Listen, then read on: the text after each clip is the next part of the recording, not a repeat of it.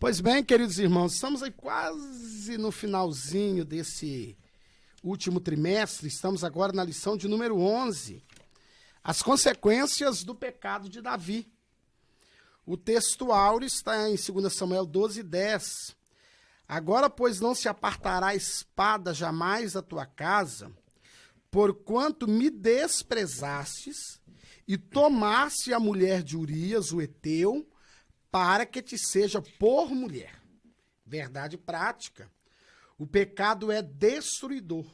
O seu alvo é sempre desviar o homem da comunhão com Deus, levando-o ao estado de depravação espiritual e moral. A leitura bíblica em classe sugerida está em 2 Samuel, capítulo de número 12, do versículo 1 ao versículo de número 15. E, queridos irmãos, nós estamos iniciando essa lição, né, a introdução agora, e aprenderemos o quê? O pecado, aparentemente, a princípio, dá para remediar, né? Foi o que Davi pensou. Eu vou remediar, eu caso, fica como esse menininho aí é de 7 meses, resolveu o problema, porque agora eu posso casar porque ele é viúva, e tá tudo em casa, tá tudo resolvido. Já mora no palácio e resolveu-se o problema. Porém, nós vamos aprender que Deus não viu com o olhar de Davi. É algo que eu vou tornar a repetir aos irmãos, que é o que a Bíblia, o fantástico da palavra de Deus é esse. Deus não esconde erros de ninguém, Deus não tampa com a peneira, né? E nos dá aquele ensinamento. E o ensinamento é esse, que a gente vê a pessoa fazendo, mas a gente pode ter uma vida cristã tendo uma prática diferente. E o primeiro tópico vai dizer, né, o conceito de pecado no Antigo e no Novo Testamento. Vamos aí aprendendo agora com o presbítero irmão Sérgio. A paz do Senhor a todos, uma alegria poder mais uma vez nós estarmos aí, né, na lição de número 11. E aí vamos dar uma sequência. Nós semana passada já comentamos algo, né? Demos uma pincelada, porque falava sobre o pecado de Davi com Batseba. E agora vai um pouco mais amplo a questão, a consequência do pecado de Davi. Eu até diria a consequência dos pecados, né? Porque é plural, né? Na realidade, ele não cometeu só um pecado, mas muitos pecados, né? Desde o pensamento, a cobiça, né? E a posse e depois tentar encobertar o início do pecado. Então há uma série de pecados. A pessoa não consegue fazer um erro só. Ele vai tropeçando, né? E aí uma questão é importante, que pecado, tudo que não é de fé já é pecado, né? Quando nós olhamos assim, temos a tendência de classificarmos pecado, pecadinho, pecadão, né? E, na realidade, a raiz é tão complicado que eu vou dar um exemplo bem fácil para quem dirige. Se você estiver dirigindo e na sua lateral aparecer um carro e cortar a sua frente, né, pintado de azul, de vermelho, de preto, é possível que você fique zangado e até buzine, se não for um pouquinho mais além. Agora, se do seu lado surgir um carro e lhe cortar a frente, mas esse carro for pintado de azul e amarelo, ou chumbo, se tiver uma sirene em cima, a tua raiva até é segurada. Eu acho que é a mesma coisa, né? É a mesma situação. Só que parece que a ira fica um pouquinho mais leve, ou mais contida, né? Então a questão há determinadas coisas que ocorrem na vida do indivíduo que ele permite, e a mesma situação ocorre de forma diferente e ele não permite. Alguém que fura fila, né, mas é seu amigo, até parece que não dá tanta raiva, né? Mas quando é alguém que é desconhecido ou que não olhou para você e corta a fila, e quando não é você que corta a fila, né? Irmãos, eu, graças a Deus, tenho muitos pecados, mas esse de furar fila não tenho. E pense em alguém revoltado quando fura fila. Eu falo, infelizmente, quando a minha esposa ela até dá uma puxadinha, eu falo, não, mas eu vou falar, eu falo, o que aconteceu? Eu pergunto, eu falo, eu tô aqui há tanto tempo e é injusto você furar. E se as pessoas querem concordar, então eu vou na frente dele, vocês deixam depois de mim. Mas se chegar lá, aí eu vou concordar com o presbítero Sérgio, de toda a revolta. Mas se chegar lá um policial, um federal, por exemplo, periga a gente. Ou se chegar uma velhinha. Aí é diferente, porque ela já tem acesso, né? Ela tem prioridade. Não, mas mesmo que não tenha, nós damos prioridade. Aí nós vamos dar prioridade. A questão não está na frente, a questão está no nosso orgulho. Essa é a questão. Então, pecado é algo complicado, porque ele aparentemente às vezes é tão insignificante, mas é a raiz de todos os males, né?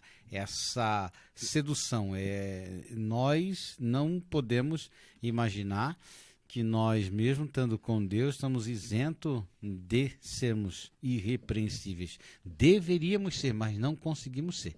Então, Né? O pecado, ele sempre está próximo a nós.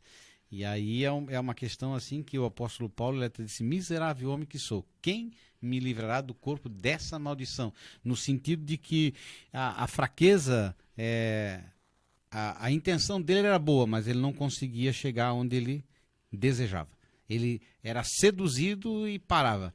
E você pode perceber que às vezes você nasce no coração desejos maravilhosos de fazer.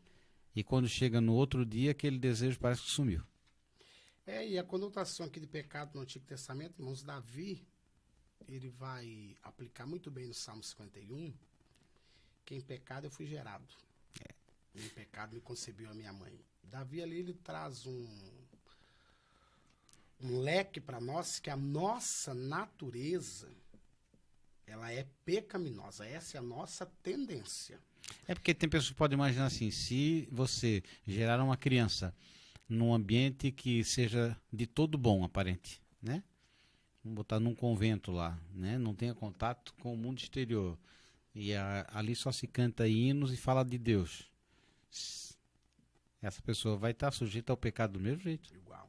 Não tem. Não, e nós viemos conversando em off sobre esse assunto, né? Porque se você pensa num lugar mais perfeito que o Jardim do Éden.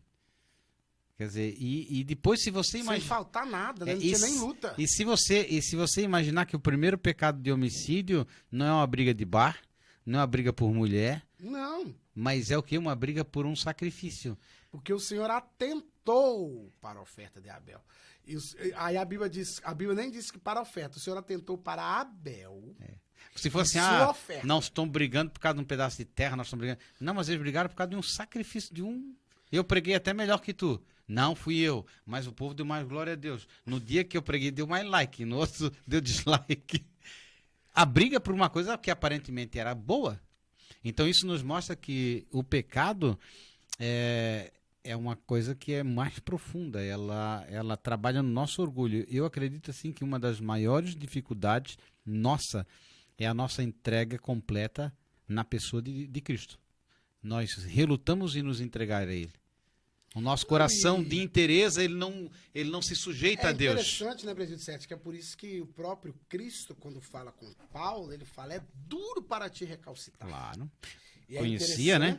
E é interessante que quando nós olhamos no contexto sagrado dos reis de Israel, nós vamos ver que o único que conseguiu fazer uma oração e conseguiu falar com Deus sobre isso que você falou sobre o coração foi Ezequias. Ele falou: Senhor, lembro-te, peço-te, que eu andei com inteireza de coração. Olha para te ver, ele conseguiu falar. Eu andei com inteireza, eu fiz. Aí ele fala: eu fiz o que era reto aos teus olhos e eu falei somente a verdade. Virou para o lado e chorou, não deu nem tempo. Isaías teve que voltar. É o único.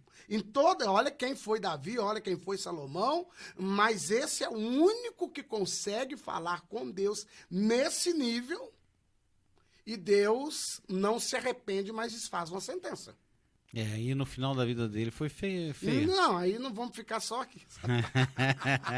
Quando ele estava morrendo da segunda vez, ele não pôde fazer uma mesma oração. Aí não deu, mas aí na segunda ele já queria era morrer mesmo, porque a coisa estava complicada. Então, irmãos, e é interessante que essa é a questão. nós vamos analisar o quê? Que a nossa natureza, nós e temos filhos, e o né? pecado, a consequência do pecado, essa questão do erro, porque o pecado não é só moral, né? Ele é também de destino, né? Nós sempre costumamos pontuar.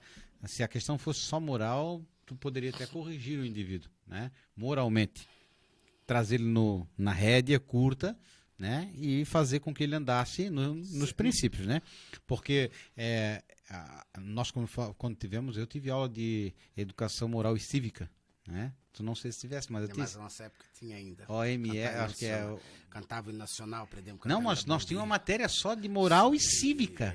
E aprender a respeitar. Tudo.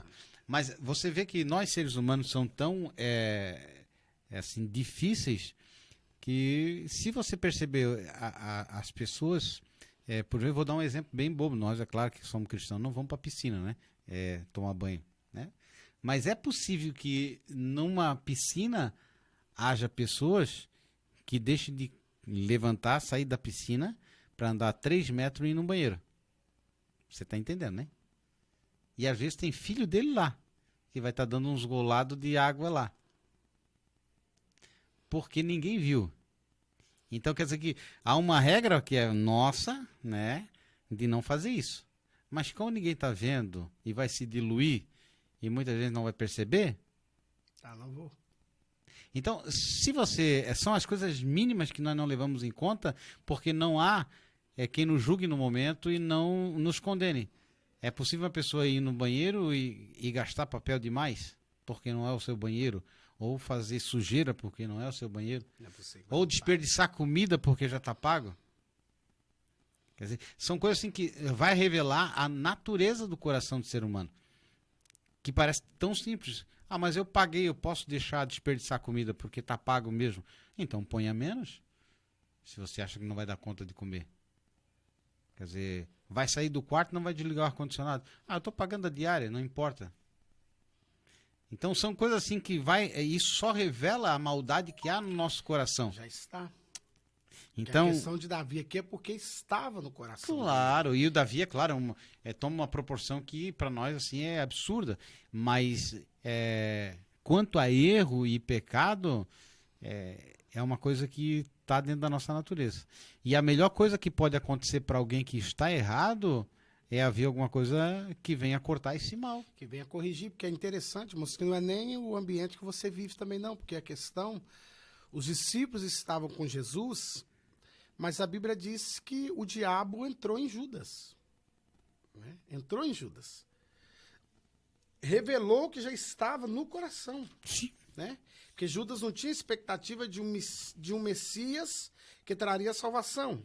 A expectativa de Judas era de um Messias político que livraria Israel do jugo de Roma. Então ele viu, já que eu não vou ganhar nada com isso, eu vendo ele. Não vou ser ministro do Tesouro, nem Não da vou ser nada Economia. mesmo, então eu já vendo ele aí, ganha alguma coisa, pelo menos, para compensar esses 3 anos. E aí depois é que ele entende, quando ele consegue entender, ele peca e o remorso faz com que ele comete o ato do suicídio.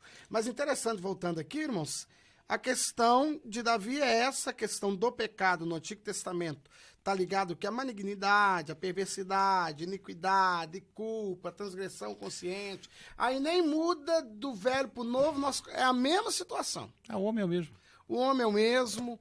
Infelizmente, nós temos filhos. Né? A gente, quando as crianças são menores, eu não sei se o presbítero irmão Sérgio teve essa experiência, cada caso é um caso, mas você não ensina a falar um palavrão, você não ouve uma música indecente e tal. Mas quando você percebe a criança falou um palavrão ou cantou um trecho da música, você fala, mas como? O carro passou lá, ele ouviu uma vez, ele decorou. Um versículo você custa para ensinar ele, para ele decorar. Tem música que é terrível, né? E não sai, irmão. Tem coisa que a gente ouve uma vez, até a gente só. mesmo. Aqui, você quem é que já não se lembra daquela cada vez que eu vi? Para, irmão. Pois é. Você não lembra da caneta azul, pelo amor de Deus. Então, irmãos, é interessante. Soltaram alguém lá em Curitiba e sumiu até a caneta. Pois é, acabou tudo. Então, queridos irmãos, o que é interessante? No velho e no novo, o homem é o mesmo, o pecado é o mesmo, e vou usar dizer, sacrifício de Jesus na cruz do Calvário, para nos garantir a salvação e nos garantir o perdão Que na questão de Davi ali, Deus só se tornava propício. Nós já estudamos nas outras lições. Mas nós temos hoje o perdão, mas não temos isenção de consequência. A repreensão do profeta Natão, rei Davi. Aí vamos aprender uma coisa importante que continua acontecendo conosco. Davi estava com a consciência aparentemente morta. Mas eu acho que aqui dali não... É interessante, irmãos, que hoje nós vivemos no meio de pessoas que estão na casa, vou dizer casa de Deus, que o templo nós ousamos dizer que é a casa, né? Então vamos ficar assim, que a igreja somos nós. Congregando conosco, ouvindo a palavra, e eu vou ousar dizer mais, presidente, até nós. Porque tem momentos que nós conseguimos ver pecado nos outros. Quando uma palavra é pregada, eu sempre lembro de alguém, aquele irmão, ele precisava dessa palavra, hein? Tu é ruim, Luciano. Aquele irmão precisava. Mas raramente eu penso, poxa, eu preciso melhorar. Tanto é, irmãos, que nós não gostamos. Até hoje, até agora, usa-se muito agora um termo, né? Essa mensagem não pode ser pregada no culto de domingo, porque domingo tem visitante, porque domingo isso, porque domingo é aquilo, tem prega. Eu já sou do contrário. Quando eu dirijo igreja, eu falo com os irmãos. Como os irmãos não gostam de vir muito no culto de ensino, então eu já vou pregar no domingo, porque vocês estão tudo aqui, e o não crente que está aqui, já quando ele converte, ele já sabe que o negócio tem que ser diferente e acabou-se. Porque Deus não escolhe o dia para falar, essa é a realidade. Então, qual que está sendo a nossa dificuldade? Nós não gostamos de palavra que nos confronta. Aí nós estamos criando esses pregadores de meia tigela. Levanta a mão, baixa a mão. Senta, levanta. Academia. Eu já falei, não manda eu olhar pro olho do outro, que eu vou dizer que eu não sou oftalmologista. Não, e outra coisa, não adianta, eu nem olho. Já sabe que eu não vou olhar. Levanta a mão, baixa a mão, levanta, senta, irmão. Vou dizer que com catarata. Então, irmãos, o que acontece? Por que está criando-se geração desse tipo de pregadores? Porque nós não gostamos de ouvir a palavra. É por isso que Paulo vai falar, e quando eu fui estudar para entender que nos últimos dias muitos não sofrerão a sã doutrina, eu falei, meu Deus, esse versículo não tem nada a ver, sofrer. E aí quando eu fui estudar e meditar e ir para o original, e é interessante por quê? Porque o ouvir a palavra verdadeira traz sofrimento. Por que ela traz sofrimento? Poxa, Luciano, você tá ruim. É que revela nossa natureza, Poxa, né? Luciano, você pecou e não confessou. Poxa, Luciano, você tem que pedir perdão. Poxa, Luciano, você precisa melhorar. Poxa, Luciano, você precisa santificar um pouquinho. Poxa, Luciano, você precisa melhorar mesmo. Você tem que jejuar um pouquinho aí. E você tem que dar uma mudada aí. E não é uma mudada assim de 360, não, tá, irmão? Tem que ser só 90. Tem gente que muda para 360, volta para o mesmo lugar. Aí não resolve, muda 90 só. Né? Tem gente que muda 360, mas aí ele faz aquela curva toda e para no mesmo lugar. Tem que ser 180. Né? 180, melhor dizendo. Porque 360 você volta para o mesmo lugar. Então, irmão, 180. Né? Faz uma mudança. E a palavra, presbítero Sérgio, ela, quando Paulo fala é isso, ela vai me fazer sofrer, porque aí eu penso assim, de uma maneira, porque nós temos muito, irmãos, isso. Eu gosto muito de comparar a minha santidade, se é que tem, baseado na vida do Sérgio, ou o Sérgio quer comparar baseado na minha, aí é fácil. É por isso que Isaías, quando ele comparava com a dos outros, ele dizia, ai de você. Mas o dia que ele entrou no templo, ele viu o Senhor e falou, ai de mim. Aí ele fez um comparativo da de Deus e a dele, ele viu que o negócio estava complicado. E a questão aqui, irmãos, é que Davi aparentemente estava com a consciência morta, nós temos que contextualizar isso para os nossos dias. O que está acontecendo conosco? Palavra, aí eu vou dizer que algumas são palavras de oba-oba, mas eu ouso dizer, irmãos, que Deus nunca falou com sua igreja, como tem falado nesses dias, e as pessoas permanecem no mesmo erro, a pessoa permanece no mesmo pecado. Davi, aparentemente, estava com a consciência morta, mas aí nós vamos entrar aqui no segundo tópico, que eu vou deixar com o presbítero irmão Sérgio, mas quando Natan chega até ele, primeira decisão que ele toma era de mandar matar o homem que tinha ficado com a ovelhinha. Mas também a historinha que ele contou ali né? Primeiro foi isso. Uma historinha daquela até nós mandava matar, né? Mas aí quando o Natan fala, pois é, aí quem é o homem, quem é? Os irmãos veem que o Davi era nervoso. Nervosinho. Não era calmo. Não era essa bondade toda aí. Aí quando. Esse homem é você. O dono da única ovelha, Urias. A única ovelhinha dele era Betseba. E você não pensou? Tu já tosqueou ela. E o interessante notar é que nessas gerações que nós vimos, aqueles que se auto-intitulam profetas, né? Ele levanta o dedo, aponta o dedo e dificilmente você vê as pessoas trazerem, né? A mensagem para a liderança, né? Dizer, olha, tu tá em pecado, tá isso, tá aquilo. Geralmente é bênção, prosperidade, promessa e parece como no tempo de Jeremias, tudo vai bem, ninguém vai para o exílio, o templo não vai ser destruído, nós temos a arca, é uma maravilha. Então é só bênção pura. Às vezes está cego, nu, né? Cristo já está fora da igreja, né? Como estava lá no Apocalipse, batendo na porta e pedindo para, né, ver se eles se acordam para deixar entrar e estão se achando rico, né? Não precisa de mais nada. Então você não vê a pessoa. Já a forma dela também transmitir a mensagem é uma forma autoritária, não tem, né, humana, né? Porque Natan aqui ele vai com jeitinho, porque ele sabe que podia até morrer. Isso aqui não precisava nem revelação de Deus. Natan como um conselheiro, porque Natan ele é um profeta, mas ele também é um conselheiro. É diferente de Elias e Eliseu, que são profetas que estão profetizando para o reino do norte, não é o reino de Judá, né? Diferente aqui. Lá na frente você vai ver os profetas do norte. Eles têm uma característica diferente. Eles às vezes vêm até do sul para pregar no norte, né? Mas a mensagem deles era uma mensagem dura, diferente. E a diferença, até pontuar, presidente, você acha que eu falei do profeta Isaías e o profeta Natan, são profetas do palácio. Do palácio. Então, eles têm acesso ao rei. E tem as regalias que o rei oferece. Então, é por isso que os tipos de mensagem, por isso que quando nós olhamos os ministérios, são diferentes. Não dá para comparar um ministério de Elias como profeta com Natan, com o próprio Isaías, ou como Gade, ou outros profetas que estavam dentro do reinado. Isso é bom você pontuar. Há diferenças de ministério. Mas ele, com todo conhecimento da característica de Davi, ele faz a volta, né? Ele vai tirando a base de Davi. E aí ele faz com que Davi mesmo se tropece no seu julgamento. Aí Davi não podia mais voltar atrás. Já havia julgado. Já era a palavra do rei empenhada. Se tu falou agora, então mata. Tem que matar. E aí, quer dizer... E esse homem é você, e aí? É o que acontece que muitas vezes, né? Se é meu filho, eu peço para ter um pouquinho de misericórdia. Se é o filho do próximo... Saca-lhe de pau. Como diz o deitado, né? Para meus amigos, as benesses da lei, mas para os meus inimigos, né, o rigor da lei. Então, quando não vem para mim... eu proibi de estacionar e parar. Mas eu só parei um minutinho. Se é o outro, eu passo lá, fico até indignado. Está estacionado até no do inválido. Tem irmão que fica inválido. Estaciona. É só para cadeira. Empate, vem os empates profetizando, mas que eu ouço falar que tudo que você faz é um ato profético. Então, quando você estaciona na vaga do inválido, você está dizendo, vou ficar inválido.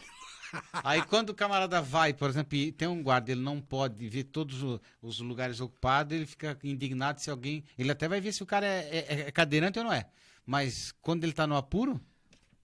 Então, quando nós olhamos o pecado na vida do próximo, a questão é, como o pastor Luciano falou, o nosso parâmetro é Cristo.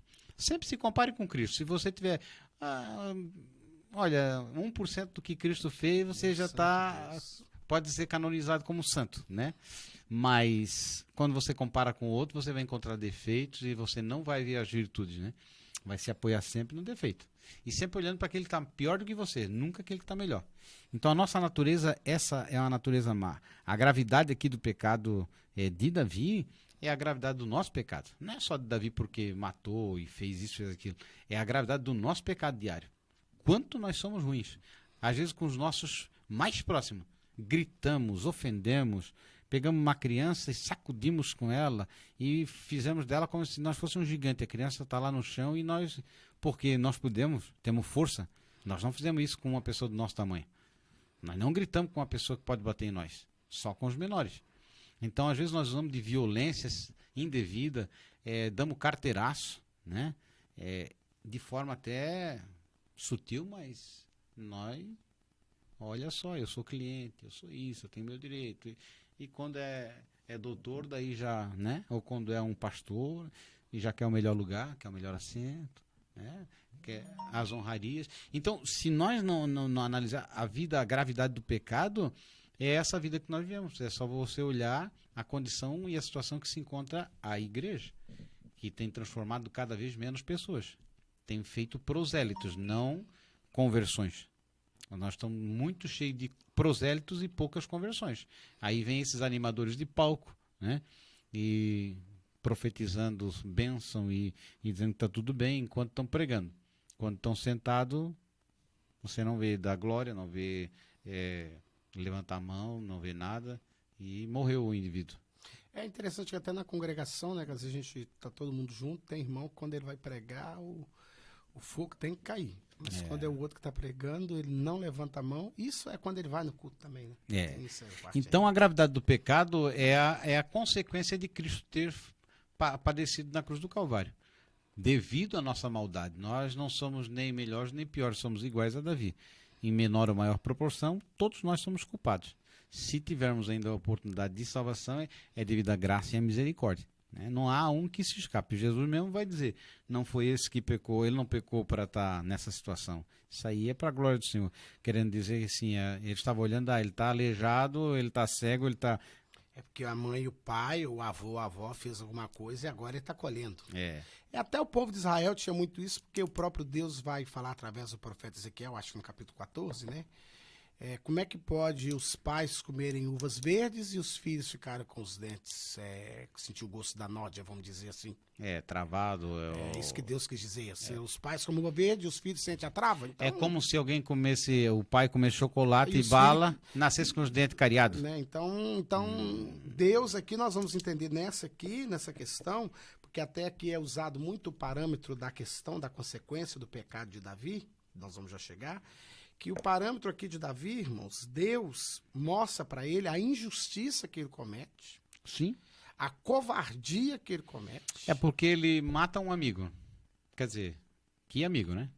Deus me livre de amigo desse. Eu tive uma experiência com pseudo-amigo. Advogado, meu pai faleceu. E aí, para fazer o inventário, né? Então esse meu amigo cobrou 10x. E um que era conhecido, não era meu amigo, me cobrou 1x. Quer dizer, 1x não, vou botar 30%. Se um cobrou 10, o outro cobrou 3.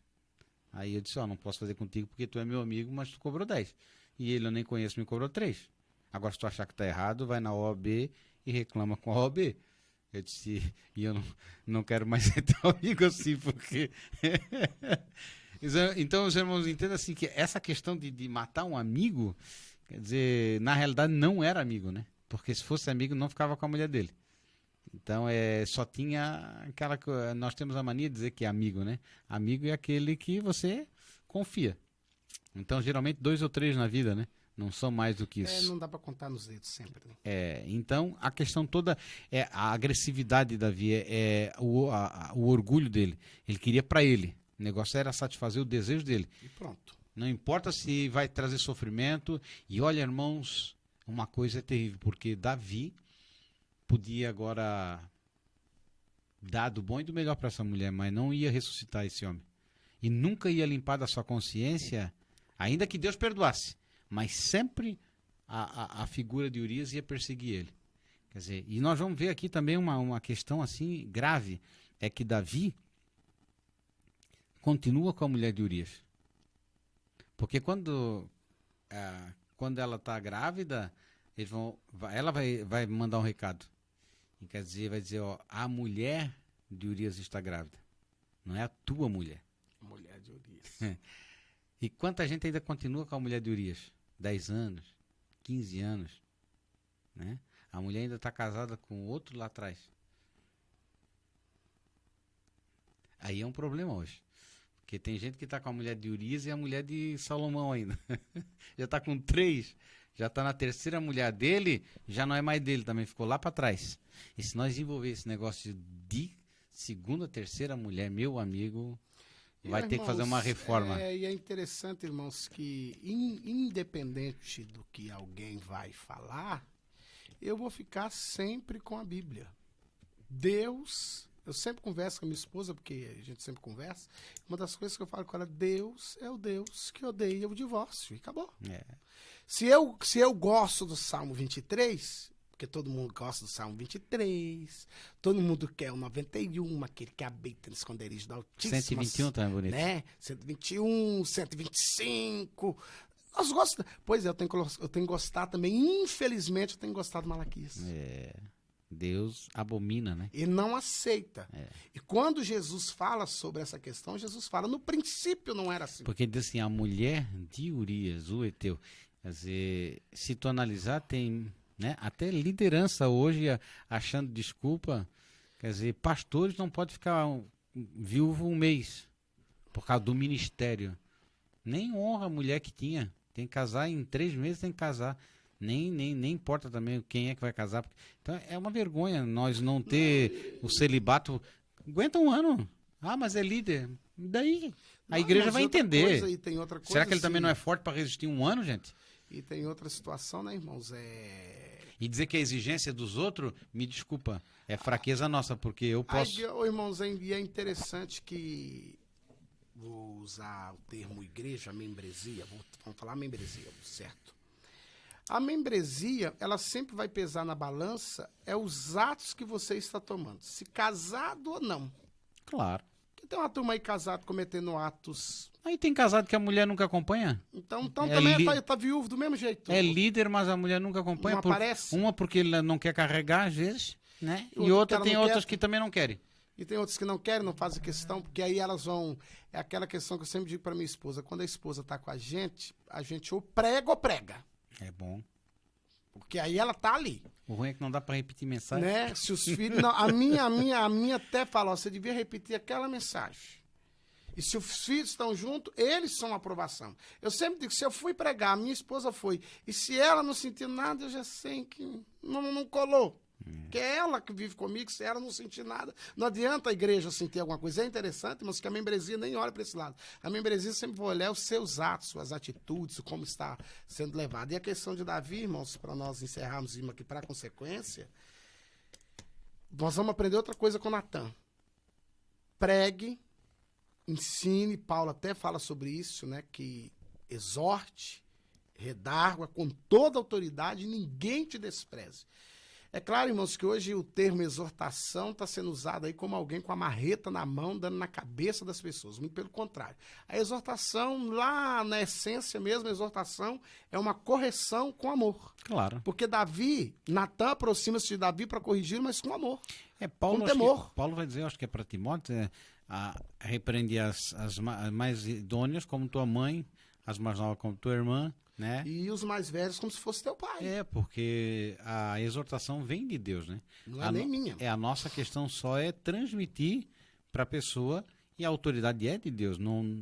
Eu sempre digo, irmão, essa questão de você rodar e apontar o dedo e gritar e fazer um barulhão para entregar uma mensagem, gente, a mensagem Deus já deu a mensagem para o profeta, se é assim, né? Vai lá e diz, olha, o Senhor diz assim, assim. Quem quer ouvir? Como diz Apocalipse, quem tem ouvido para ouvir? Que ouça, quem só tem orelha não ouve, então. Pronto, E também é um direito seu ouvir ou não. Isso não aí. é você que tem que convencer. E outra, se você profetizou, ou pregou, ou anunciou e exortou e ninguém veio, olha para quem é que foi lá? Foi não, Noé, né? Noé. E só salvou ele e a família. E olha que um homem que, né? E era um homem que Deus achou nele graça naquele tempo. Estava todo mundo corrompido. Então não te preocupa se as pessoas vêm ou não vêm. Ezequiel fala o quê? Que a obrigação do atalaia, Deus fala com Ezequiel, a obrigação do atalaia é anunciar o perigo, vem! Exato. Alguém creu, dizer, se alguém desse por avisado... Amém. E se alguém não se der por avisado, Ezequiel fica tranquilo, você fez a sua parte. E para você que Deus usa... Tem a educação. Ah, que maravilha, seja educação. educado. E se for algo que Deus te mostrar que diz respeito à vida pessoal de alguém, não queira ter Ibope como profeta. Queira ser alguém que traga conserto e lembre, se eu falar de qualquer jeito, tem uma mãe, tem uma esposa, tem filhos, tem amigos, E a tem mensagem, toda... e a mensagem de Deus não é para trazer confusão. Pois é, a Bíblia diz que Deus é Deus de paz, Deus não é Deus de confusão. E Paulo diz mais que na congregação dos santos essas coisas não devem acontecer. Porque assim, Natan, ele foi direto à Ainda pessoa, né? Ele não profetiza lá no pátio, não grita lá de fora, ele vai direto, Davi fica irado. Tem pessoas que vão e fazem aquelas profecias genéricas, né? Aqui no nosso meio tem casal que tá brigado. Eu acho que é meio complicado dizer que não tem casal brigado. Não, irmãos, é que assim Ou se não, aqui é assim assado, ou tem alguém em adultério. Chega e diz pra pessoa. Não, porque eu creio muito, presbítero Monserrat, eu creio muito na ação do Espírito Santo, ainda creio nesse Espírito Santo que exorta, que se ele te mandar, e se ele te colocar no coração, ele vai te mostrar a pessoa por quê? Primeiro, para que a mensagem de Deus não seja jogada ao vento. Claro. Né? Jesus, eu aprendi como um determinado pastor que Deus não perde tempo. E uma das coisas que Deus não perde tempo é falar, tem isso, tem aquilo, aquilo outro, e não apontar não. Deus é direto, porque Deus sempre foi direto. Né? É igual a questão, se nós olharmos, quando Deus trata com Ananias, né? Deus fala direto com ele, Pedro fala direto, porque me disse o Espírito Santo. Claro. Era teu. E o outro Ananias foi falar com Paulo, né? É. Ele disse, olha, Deus me revelou, tá aqui assim, Tá essa aqui mensagem. assim. E outra coisa, olha, eu vim dizer que ele falou, eu não queria vir, mas ele falou comigo que tu és para ir um vaso especial e que tu vai padecer pelo evangelho. E ele aceita porque quando profetiza para ele que ele está indo viajar para Jerusalém, o profeta vem, amarra o cinto e ele diz, não, tô tranquilo, já tô sabendo. Quando eu me converti, já fui avisado. Eu já fui avisado que ia padecer. Então... Aí alguns dizem assim, mas ele foi desobediente. Não, ele sabia. Não, e foi propósito. Então, irmãos, vamos ser educados para entregar uma mensagem. Outra coisa seríssima, eu não vou deixar de falar, porque não consegui, agora já comecei. Irmão, tem alguém ministrando a palavra e Deus te deu a mensagem? Deixa o pregador pregar. Depois que ele terminar, você tem liberdade. Mas será que as pessoas não vão embora? Não. Se é para alguém que Deus quer te usar, espere o pregador pregar e sério que ele fala, ó, Deus me deu uma palavra para você. Não precisa profetizar no meio de todos, não. Eu sei que alguns vão ficar meio nervosinho, mas o bom de ficar nervoso é que depois você toma uma coquinha, come alguma coisa e passa. As consequências do pecado de Davi. As consequências pelos pecados cometidos, presidente Monserrat. Todo pecado traz sua consequência. Isso aí, nem todos os pecados serão retribuídos na mesma proporção. Entenda bem, né? Há pecados que a pessoa vai cometer e vai ter a sua punição imediata, né? É o caso de Ananias e Safira. Nós vemos ali que houve uma parte didática. Nós temos uma parte didática, pedagógica. A igreja está surgindo, tem que haver um temor, o Espírito Santo tem que direcionar o crescimento da igreja e não dá para começar um negócio dessa forma. Então vai cair o temor de Deus. Já tinha um temor, mas o temor vai se alastrar de uma forma que diz, não dá para mentir. O negócio aqui é diferente, não é lei.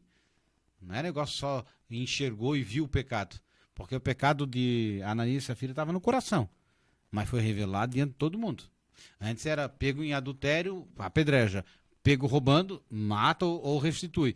Nesse caso, é um caso que a graça vem para manifestar aquilo que está no coração. Então, para começar um negócio legal, Deus já trata de forma diferente.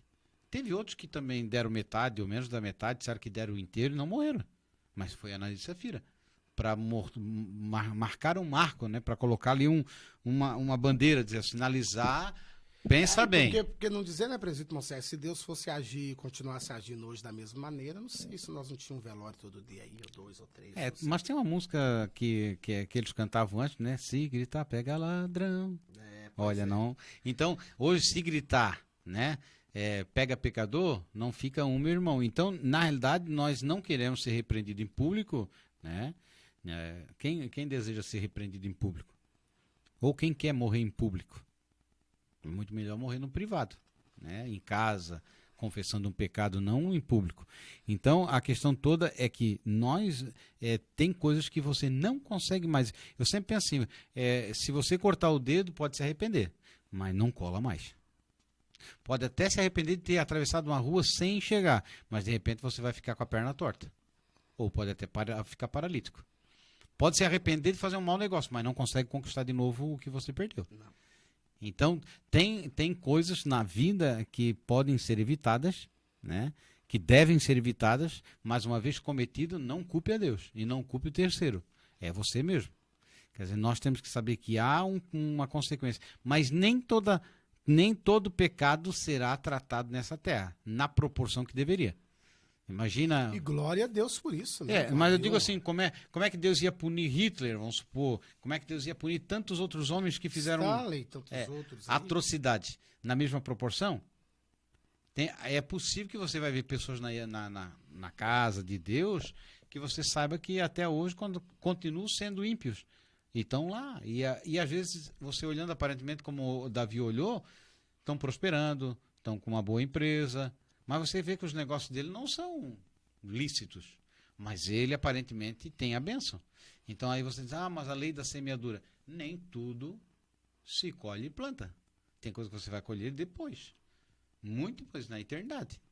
Porque se você querer julgar o ímpio, por exemplo, o ímpio que pratica tanta impiedade vendendo droga era para morrer tudo. Porque destrói famílias, acaba com... Por que não morre assim? Por que morre um bom e o ladrão não morre? Até numa questão assim, minha esposa sempre fala, ela sempre fala, interessante. O camarada tá bêbado dirigindo, ele bate no carro de quem não tá bêbado, de quem tá bem, e o bêbado escapa tranquilo e mata 3/4. Mas sabe por quê? Porque o bêbado precisa se salvar. E o outro que morreu já estava salvo. Pode ser mesmo. Não é melhor assim? Fica bom assim, né? Fica bom assim. Então, a consequência sempre vem. Então, quando você tiver na sua lucidez, né? E se você tiver com a graça de Deus, eu sempre olho assim na balança, né? Eu tenho 29 anos de casado. 29 anos de casado, tenho 2 filhos, né? Eu já tenho uma história, né? Em vários pontos da minha vida.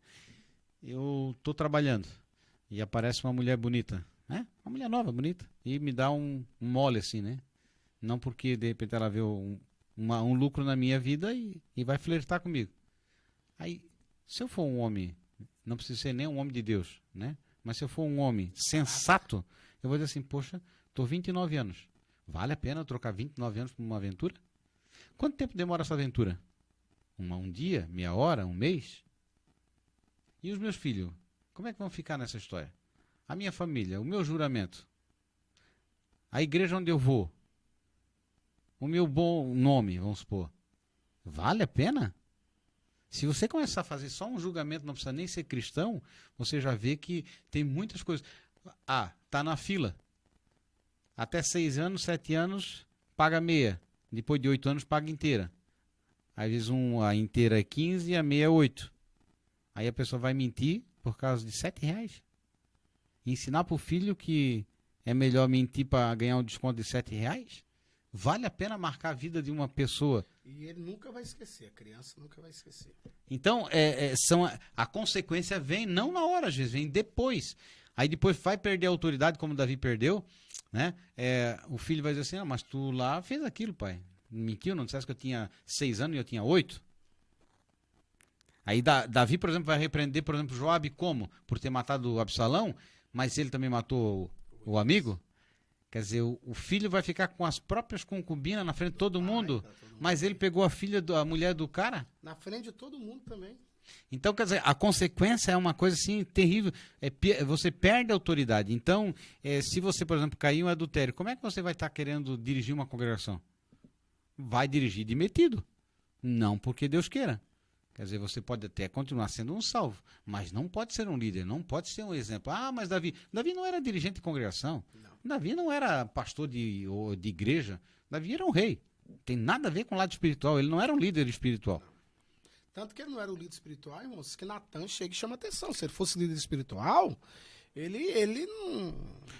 Tem perdão de pecado. É claro que tem. E outra coisa, moço, perdão de pecado, você vai pro céu mesmo adulterando, pedindo perdão, a tua mulher te perdoando, beleza. Mas para liderar, meu amigo, depois que você caiu a primeira vez, quem garante que não cai a segunda?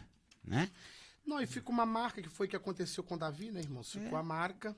Depois nós vamos ver aqui, né, que dentro do lar, dentro de casa, que é o tópico 2 aqui, Davi se torna um rei fraco no seu próprio lar. Sim. Né? Ele foi um grande líder para Israel. Péssimo pai. Uma família terrível. Um irmão ficou com a irmã. Né? Foi um incesto. Né? Uma situação assim complicadíssima. Absalão toma o governo. perde 3 filhos com morte trágica. Trágico. Há uma guerra constante dentro do lar. É por isso que eu digo que eu não quero ser nem um pouquinho parecido com o Davi. Não quero. Não dá, Eu não sei se tu quer, né? Mas eu não quero. Não, irmãos. Primeiro que eu não tenho condição de ter 10 concubinas e 12 mulheres, já me desanima muita coisa. Já não... Também para matar aquele tanto também eu não tenho essa disposição. Eu acho que eu não... Então nós aqui analisando assim, a gente fala um pouco com ironia, mas analisa, não dá para comparar o Davi com o pastor, não é líder. Não imagine, querer fazer um comparativo, porque Davi teve 2 mulheres, 10 mulheres, podemos ter pelo menos mais 2. Não é. Uma, que você não é judeu. Segundo, você não está no ano, 700 antes de Cristo. Nós estamos em outra sociedade. A própria lei não permite, quer dizer, e a moral também diz que não. Então tem todas as coisas. Não dá para comparar. Não irmãos, dá. Ninguém sai por aí matando o inimigo. E outra coisa, mas o contexto daquela época para hoje é um contexto completamente diferente. Davi, ele foi levantado por um propósito de Deus, é claro. Sim. Terminou de conquistar tudo aquilo que Deus havia prometido para Abraão, né, em termos de terra, né, porque não houve um conquistador como Davi. Terminou, mas infelizmente ele, como pai, péssimo, o lado espiritual em casa péssimo, né? E mesmo Salomão, a Bíblia dizendo que não houve um rei tão sábio como ele, mas Salomão, ele também vai ter os seus percalços, seus problemas. Vai se prostrar perante muito Deus, né? E é uma coisa interessante, e é uma coisa assim, irmãos, que nos faz, no mínimo, refletir. Que Davi teve o perdão pela graça. A graça... Pensa na graça que se manifestou na vida de Davi. E eu vou ser franco, irmãos, pensa na graça que tem se manifesto nas nossas vidas também. Né?